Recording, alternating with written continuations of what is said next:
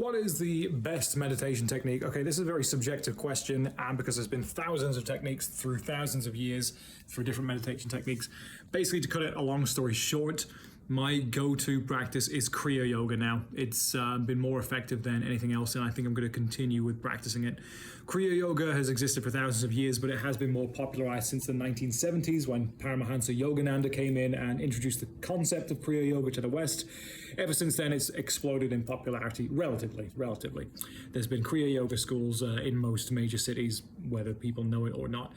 Now, Kriya is all about doing internal actions to modify the energy in the nervous system, to enhance the energies in the nervous system, and to access deeper meditative states because of that. It's almost like we're using the nervous system to forcibly alter how our mind works, how our body works, and how our mind works, so that we can sit deeper into concentration, enter dhyana, and enter samadhi more quicker.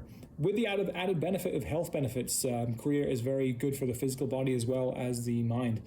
So if you're looking for good Kriya Yoga resources, you can do it from books. You can also do it from lineages, which at first lineages to the Western mind seems a little bit archaic and a little bit dogmatic because you have to go and probably pay some money to get it taught to you by a teacher and follow that lineage.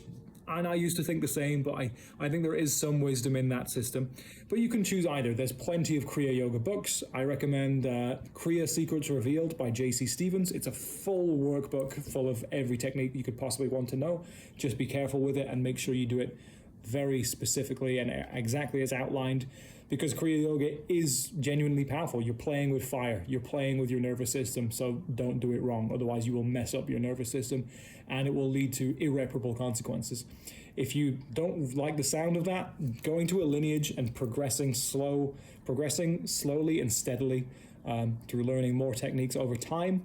I have to recommend the Isha Foundation, which at first I thought was a more mainstream, watered down Kriya Yoga school, but actually since doing their Kriyas, I have noticed significant improvements, and I actually trust the wisdom in their system a lot more than I used to do. So check those out. There's plenty of Kriya Yoga books.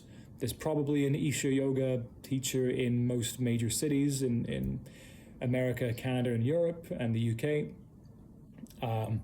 That's what works for me. Now, you can take a look at Buddhist Vipassana meditation, Zen, if that's more your style. I find for me, using the nervous system, getting the physical body involved, has physical benefits as well as mental benefits, and allows me to get into deeper states of dharana